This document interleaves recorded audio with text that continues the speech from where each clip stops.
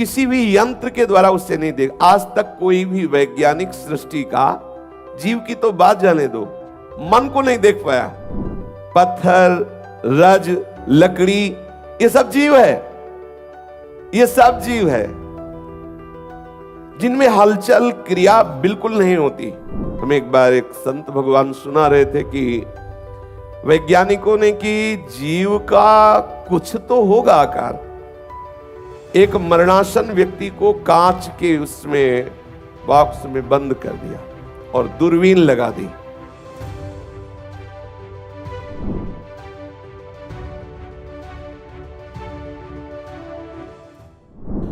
प्रभु मुस्कुरा रहे हैं और श्री रूप जी हाथ जोड़ करके बोले, प्रभु मैं जीव के स्वरूप को समझना चाहता हूं। कैसे भक्ति मार्ग का उपासक अपने स्वरूप की तरफ बढ़े।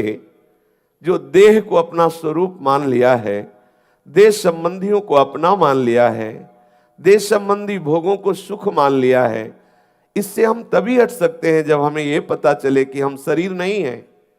ये पता चले कि ये भोग मैं नहीं भोग रहा हूं, ये इंद्रियों का विलास है, भ्रमात्मक है, ये शरीर संबंधी मेरे नहीं है, ये नानात्व मेरे लिए नहीं है। जब ये समझ में आ जाएगा तो अपने आप राग रहित हो जाएंगे। जैसे आपको पता चला कि ये जो आप स्वर्ण मानकर पास रखे हुए नकली है, असली सोना नहीं, आप छोड़ देंगे। ये जो नोट है दिखाई दे रहा है 2000 का वैसे ही, लेकिन है नकली, तो आपका महत्व ना होने के कारण उससे प्रियता खत्म हो जाएगी। ऐसे ही शरीर, शरीर संबंधी भोग और शरीर संबंधी सुहृदजन, ये सब बाहरी माया के द्वारा किया हुआ नाटक है। वस्तुतः एक सच्चिदानंद प्रभु ही है। इसलिए प्रभु मैं जानना चाहता हूं जीव का स्वरूप क्या है। महाप्रभु चैतन्य देव ने कहा कि शास्त्रों में जीव के स्वरूप का इतना सूक्ष्मता से वर्णन किया गया है कि उसे वाणी से कैसे वर्णन करें। पर इतना समझ लो कि जैसे एक बाल है, उस बाल के आगे के टुकड़े को ले, एक बाल के आगे की नोक को, और उसे सीधे 100 भागों में चीरा जाए और उस 100 में एक को लेकर फिर उसके 100 भाग किए जाए। अब आप विचार करो, एक बाल के अग्र भाग का 100 हिस्सा ऐसे चीरा जाए, फिर उसका एक हिस्सा लेके उसके 100 हिस्सा किया जाए, तो हमारी सामर्थ्य नहीं, सूक्ष्मदर्शी के द्वारा भी हम उसे नहीं देख सकते। इससे भी सूक्ष्म जीव का स्वरूप है। वही जीव जब हाथी में जाता है तो इतना विशाल शरीर धारण के लगता है बहुत बड़ा जीव है। वही जब चींटी में होता है लगता है बहुत छोटा है। जीव इतना सूक्ष्म है कि हम मन को नहीं देख पाया। पूरे है तो इसी में, पूरा उसी का राज्य, सब स्वीकार करते हैं। आज मेरा मन बहुत प्रसन्न है, आज मेरा मन नहीं लग रहा है, आज मेरा मन उदास है। लेकिन आज तक किसी यंत्र ने, किसी वैज्ञानिक ने दिखाया कि देखो ये जी मन है, कोई यंत्र नहीं पकड़ पाया। लेकिन आप ही साधना करके देखो, आप पकड़ लोगे। आप मन को डांटने लगोगे, आप मन को अपने अधीन कर लोगे, आप जान जाओगे मन क्या है। वो केवल अध्यात्म बल से देखा जा सकता है, ना तो वैज्ञानिक बल से देखा जा सकता है, ना बुद्धि बल से देखा जा सकता है। जब बुद्धि में विवेक का जागरण होता है, वो मन पर अंकुश शुरू कर देता है और मन का अनुभव होता है। मन का अनुभव होते ही उसको अधीन कर लेता है कि बहुत नचाया, आप तुझे हम नचाएंगे। और भगवत मार्ग में तन्मय करके मन की सत्ता को भगवत स्वरूप में परिवर्तित कर देता है उपासक। तो जो इंद्रियाणाम मनस्यास्मि, वो देख पाता है साक्षात श्री कृष्ण ही मन है। मन को जब तक आज तक कोई नहीं देख पाया तो कौन सा ऐसा यंत्र है जो जीव को देख पावे। हम एक बार एक संत भगवान सुना रहे थे कि वैज्ञानिकों ने कि जीव का कुछ तो होगा आकार। एक मरणासन व्यक्ति को कांच के उसमें बॉक्स में बंद कर दिया और दूरबीन लगा दी, निकलेगा तो पता चलेगा। तो देखा कि वो निष्प्राण हो गया, लेकिन कोई भी किसी भी तरह की हरकत उनकी दूरबीन में नहीं दिखाई दी। कहां से निकल गया जीवात्मा? बहुत ही सूक्ष्म, ऐसा नहीं कि वो शीशा चटक गया या फट गया, ऐसा कुछ, या कुछ वायु या कुछ भी दिखाई दी, कुछ नहीं दिखाई दिया। आज तक कोई नहीं पकड़ पाया और अध्यात्मदर्शी महापुरुषों ने उसका साक्षात्कार किया, अपने स्वरूप में साक्षात्कार करके जीवन मुक्त हो गए। है, पर है का साक्षात्कार स्थूलता से नहीं हो सकता, न किसी यंत्र से हो सकता है, न किसी चेष्टा से हो सकता है। स्थूलता के त्याग से उसका दर्शन होता है।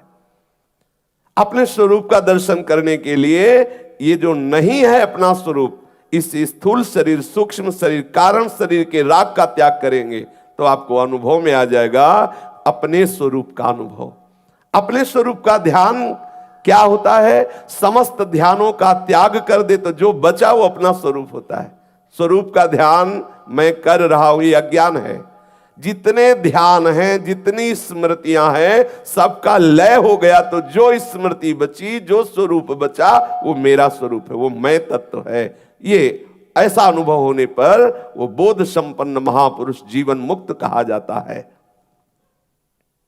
इस चराचर विश्व में कहीं भी एक तिल रखने की भी जगह नहीं जहां जीव ना हो। जीव ही जीव है, कोई कण ऐसा नहीं जहां जीव ना हो। एक एक कण में सब जगह जीव विराजमान है। जीव के दो भेद, एक जड़ जीव और दूसरा चैतन्य जीव। स्थावर जंगम, पत्थर, रज, लकड़ी, ये सब जीव है। ये सब जीव है जिनमें हलचल क्रिया बिल्कुल नहीं होती। जैसे पत्थर है, कोई हलचल नहीं हो रही, लेकिन जो चलने फिरने वाले, ये भी वैसे ही जीव है, वैसे ही जीव। जब किसी मनुष्य की उत्पत्ति का प्रकरण देखते हैं तो वर्षा के द्वारा वो जीव भूमि में आता है और भूमि में जो अन्न आदि या खाद्य पदार्थ है उसमें जीव व्याप्त होता है, और वो जब पुरुष पाता है तो वही वीर बनता है। वो ही जीव वीर से मां के गर्भ में जाकर के रूप धारण कर लेता है। बड़ा सूक्ष्म विषय है। तो दो प्रकार के जीव हैं, स्थावर और जंगम। ये चलने फिरने वालों में जैसे चींटी से लेकर के हाथी, घोड़ा और ये सब, इनमें सबसे श्रेष्ठ है चलने फिरने वालों में मनुष्य। मनुष्यों में भी सर्वश्रेष्ठ वो है जो शास्त्र की मर्यादा के अनुसार चलता है। जैसा शास्त्र आदेश करता है वैसा शास्त्र की मर्यादा के अनुसार, विधि के अनुसार करता वो मनुष्य श्रेष्ठ है। उनसे श्रेष्ठ है जिनको ज्ञान हो गया है कि मैं करता नहीं हूं, जो कर्ता भाव से भी रहित हो गए हैं, वो उनसे भी श्रेष्ठ है। उनसे भी श्रेष्ठ है कर्ता भाव से रहित जो जीवन मुक्त हो चुके हैं। उन जीवन मुक्तों में भी श्रेष्ठ वो है जो श्री कृष्ण प्रेम में मतवाला हो गया है। यह सबसे बढ़कर बात है। जितना चराचर जीव है सबसे श्रेष्ठ है मनुष्य। मनुष्यों में सर्वश्रेष्ठ वही है जो शास्त्र सिद्धांत के अनुसार चलता है। उनसे श्रेष्ठ है जो कर्ता भाव से रहित है। उनसे भी श्रेष्ठ है जो इस जीवन से मुक्त हो चुके, द्वंद्वातीत स्थिति को प्राप्त हो चुके, और उनसे भी श्रेष्ठ है जो श्री कृष्ण प्रेम में मतवाले हो चुके। ये चरम अवस्था है। यही बात रामचरितमानस में भगवती पार्वती जी महादेव जी से वर्णन करती है कि माया मद से रहित प्रभु श्री हरि का भक्त सर्वश्रेष्ठ है। बड़े बड़े जीवन मुक्त ज्ञानियों में भी सर्वश्रेष्ठ वो है जो हरि के अनुराग में डूबा हुआ है, माया मद से रहित, ममता मोह से रहित। मुक्ता नाम अपि सिद्धा नाम नारायण परायण सुदुर्लभा प्रशांतात्मा कोटिस्वपी महामुने। हे महामुनि, जो जीवन मुक्त महापुरुष हैं, सिद्ध हो चुके हैं, उनसे भी दुर्लभ है जो श्री हरि का भक्त है। ऐसे करोड़ों जीवन मुक्तों में भी वो महामहिमा में है जो हरि का भक्त है। काग रूप में है कागभूषुंड जी, पर भगवान के परम प्रिय वाहन ज्ञानियों में शिरोमणि गरुण जी वहां पधारते हैं, उनके नीचे बैठते हैं। गरुण महा ज्ञानी गुण राशि, ज्ञान के समुद्र भगवान शिव हंस रूप से जाते कागभूषुंड जी के सामने बैठकर भगवत लीला गुणानुवाद में डूबते हैं। सर्वश्रेष्ठ है प्रभु श्री हरि के अनुराग में डूबा हुआ महाभागवत, जो जीवन मुक्तों से भी सर्वश्रेष्ठ, करोड़ों जीवन मुक्तों से भी वो श्रेष्ठ भक्त है, जो अनुराग से युक्त हो गया, श्री हरि के अनुराग से। हरि उसके पीछे पीछे डोलते हैं। अनुब्रजाम में हम नित्यम पुए त्यंग रेणु भी, उसकी चरण रज लेने के लिए मैं पीछे पीछे डोलता हूं। संसार में प्रयत्न करने पर चाहे सब कुछ प्राप्त हो जाए, पर श्री कृष्ण प्रेम प्राप्त होना अत्यंत दुर्लभ है। प्रयत्न करने से माना कि आप लोकांतर के भोग तप आदि के द्वारा प्राप्त कर सकते हैं, यहां तक कि मोक्ष पर, मोक्ष के लिए भी कहा गया है मोक्ष मूलम गुरु कृपा, मोक्ष की मूल में गुरु कृपा ही विराजमान, पर ऐसा भी कर लो। पर अत्यंत दुर्लभ बात यह है कि तुम अपने प्रयास से श्री कृष्ण अनुराग को प्राप्त नहीं कर सकते। इसीलिए हमारे यहां रसिकों ने कहा है कि चाहे जितना प्रयास करके देख लो, बिना रसिक कृपा के ये प्रेम का अंकुरण नहीं होता। रे मन रसिकन संग बिन रंच न उपजय प्रेम, रंच मात्र भी हृदय में प्रेम नहीं आएगा। प्रिया प्रीतम के चरणों में जो अनुराग है वो तो केवल अनुरागी जनों से ही आएगा। उद्धव जी महाज्ञानी है, पर गोपी जनों की चरण धूलि प्राप्त होने पर ही वो श्री कृष्ण अनुराग में डूबे। महाप्रभु चैतन्य देव कह रहे हैं कि सर्वश्रेष्ठ है श्री कृष्ण चरणों का अनुराग, पर वो किसी प्रयास से नहीं होता। ये अत्यंत दुर्लभ प्रेम रस, ये महान प्रेम लक्षणा भक्ति, सब जगह सब अवस्थाओं में सर्वकाल में व्याप्त जो श्री हरि हैं उनसे अनुराग होना, ये केवल केवल नाम प्रेम से होता है। और नाम प्रेम भजन न होई संग बिनु, भजन बिना नहीं प्रेम, भजन न सेनी प्रेम की बहुत से रस ग्रंथों में वर्णन आया है, बहुत महिमामयी बात है।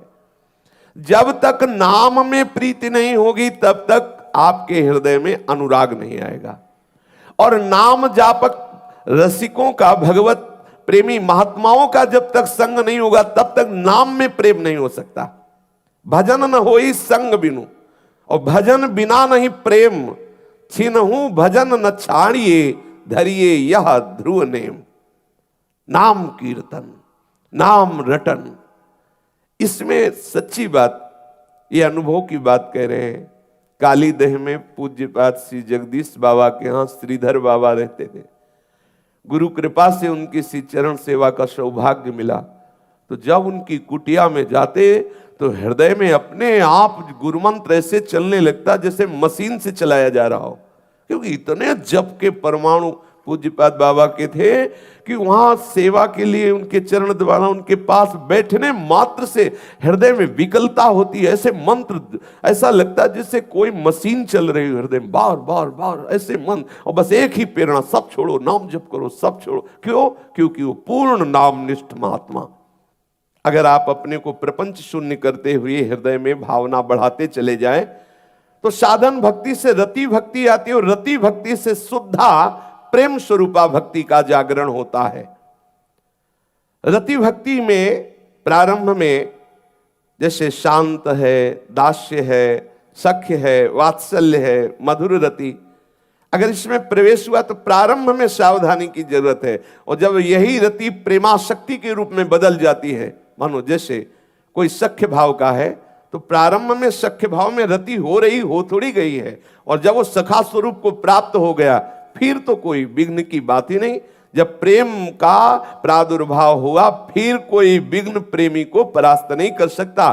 पर रति तक परेशानी है, जब तक हमारी पूर्ण रति नहीं हो रही हमारे भाव में। जैसे अपने लोग सहचरी भाव के हैं, लेकिन भावना कर रहे हैं, कोई सहचरी स्थिति तो आई नहीं, तो आपको गिरा सकता है कोई भी। लेकिन जो सहचरी स्वरूप को प्राप्त हो चुके, अब गिरने का सवाल ही नहीं, क्योंकि जो गिरने वाला मसाला था अंदर वो सब खत्म। अब केवल प्रिया प्रीतम के रूप का चिंतन, उनकी सेवा का चिंतन, उनकी लीला गुणों में डूबा हुआ, बाहर कुछ भी हो वहां पहुंचेगा ही नहीं। जहां उसकी स्थिति है उस स्थिति में ये कोई भी आकर्षण पहुंचता ही नहीं है। महाप्रभु ने कहा कि जैसे शांत रस परिपक्व तब माना जाएगा जब श्री सुखदेव जी, जनक जी आदि जैसी स्थिति शांत रस की हो। बहुत दुर्लभ स्थिति। शांत रस कोई साधारण जनक जी की स्थिति, श्री सुखदेव जी की स्थिति, ये शांत रस के सिद्ध महापुरुष हैं, शांत रति के ये सिद्ध महापुरुष हैं। और दास्य रस के अनेक उपासक हुए हैं, भक्तजन हुए हैं, जैसे श्री हनुमान जी महाराज, लक्ष्मण जी महाराज, ये सब दास्य भक्त। और भी बहुत से भक्त हुए हैं। कुछ भक्त सखा भाव से, अर्जुन, ग्वालवाल आदि, और भी बहुत से भक्त हुए हैं जो सखा भाव से, वात्सल्य भाव के सिद्ध स्वरूप, जैसे यशोदा मैया लाला से प्रेम करती, ठीक वैसे ही जैसे भगवान वल्लभाचार्य जी के परिकर में पाए गए ये भाव, पूर्ण नंद यशोदा के भाव से मगन होकर ठाकुर को अपना पुत्र मानकर दुलार करना। अगर प्रभु के प्रति भगवत्ता का बोध है तो पुत्र नहीं मान, और जब पुत्र मान लिया तो भगवत्ता का बोध नहीं। ठाकुर जी भी डरते थे, जब गोविंद स्वामी कहते कि अभी चलो गोसाई जी से शिकायत करेंगे तो कांपने लगते थे, बहुत दुलार कर, मत कहना नहीं डांट लगेगी, मत कहना, भगवान है, भगवान थोड़ी है, उनके लिए उनका लाला है। भगवत्ता का बोध अगर रहा तो लाला भाव सिद्ध नहीं होगा, और लाल भाव से मेरा बेटा भाव सिद्ध हुआ तो भगवत्ता नहीं। कोई भी कुछ भी वर्णन करे उसको रहेगा मेरे ही तो लाला है ना, मेरे ही तो बेटा है ना। अपने भाव को दृढ़ता पूर्वक पकड़ ले तो उसमें रति हो जाती है। रति होते ही प्रेम का प्रादुर्भाव होता है, वो विशुद्ध प्रेम जो हमें वास्तविक उस स्वरूप में स्थित कर देगा। जैसे सखा तो वास्तविक अपने को देखोगे, दिव्य चिदानंद सखा स्वरूप होकर श्री ठाकुर जी के साथ खेल रहे हैं। तो वात्सल्य रति और मधुर रस, श्री कृष्ण हमारे प्रीतम है, पति हैं, और मैं उनकी प्रिया हूं, ऐसी भावना मधुर रस में, श्रृंगार रस में, जैसे श्री गोपीजन, जैसे श्री रुक्मिणी जी आदि, और भी बहुत से हैं जो प्रभु को ऐसे कांत भाव से भजते हैं। ये जो शांत रस है, दास्य रस है, सख्य रस है, वात्सल्य रस है, मधुर रति है, इसमें जो आचार्य आपको भाव दिए हैं, अपनी तरफ से हम भाव जो करते हैं वो एक माना हुआ है, लेकिन जब गुरु परंपरा से, आचार्य परंपरा से मिलता है तो हमारी त्रुटि होने पर भी भाव सिद्ध हो जाता है, क्योंकि वहां आचार्य कृपा होती है। जैसे हम मान रहे हैं श्री कृष्ण हमारे पति हैं, और आपने किसी ऐसे आचार्य का आश्रय नहीं लिया जो कांत भाव से सिद्ध, जो कांत भाव की स्थापना करने के लिए प्रकट हुए, तो हमारे हृदय में भाव जरूर है लेकिन उसकी सिद्धि नहीं होगी। इसीलिए प्रभु एक होते हुए आचार्य के बहुत से रूप धारण किए, क्योंकि बहुत से भावों को पुष्ट करने के लिए जो साधन पद्धति चाहिए, जो मंत्र चाहिए, जो भावना चाहिए, वही देने के लिए वही आचार्य रूप धारण किए। एक ही प्रभु, बहुत नहीं, वही प्रभु ये रूप धारण किया। अब जैसे वात्सल्य रस वाला है, अब वो कैसे, किस भाव से, किस मंत्र से, किस उपासना से अपने को देखे कि मैं नंद यशोदा हूं और श्री कृष्ण मेरे लाला हैं, ऐसे भाव को कैसे प्राप्त हो? तो भगवान वल्लभाचार्य जी ने पुष्टि मार्ग की स्थापना की, वो मंत्र स्थापन किया, वो भाव स्थापन किया, वो पद्धति स्थापन की, जिसके अंदर आपके अंदर आ जाएगा यशोदा मैया की तरह वात्सल्य और लालजू को दुलार करना। आपके अंदर सखा भाव आ जाएगा, जैसे श्री सूरदास जी, परमानंद दास जी, नंददास आदि। अत्यंत आवश्यक, इसमें यह ज्ञान काम नहीं चलेगा कि गुरु के बिना मोक्ष हो जाएगा। माना मोक्ष हो जाएगा लेकिन भाव में प्रवेश नहीं होगा। वैसे भी गुरु कृपा से ही मोक्ष पद की प्राप्ति होती है, पर इन भावों में प्रवेश बिना आचार्य का। श्री शुकाचार्य शांत रस के, फिर भी जनक जी को गुरु माना। श्री जनक जी शांत रस के आचार्य, फिर भी अष्टावक्र जी को गुरु माना। जब तक हम आचार्य शरणागत नहीं होते तब तक इन भावों की सिद्धि नहीं होती। केवल हम कोरी भावना कर रहे हैं, उधर से उत्तर आने वाला नहीं, ठाकुर जी की तरफ से वो तुम्हें मां कह के बुलाने वाले नहीं। तुम्हारे हृदय में यशोदा भाव की पुष्टि, नंद भाव की पुष्टि आचार्य मंत्र से होगी, आचार्य ने जो उपासना पद्धति दी उससे होगी। ऐसे ही श्री कृष्ण हमारे पति हैं, श्री कृष्ण हमारे प्रीतम हैं।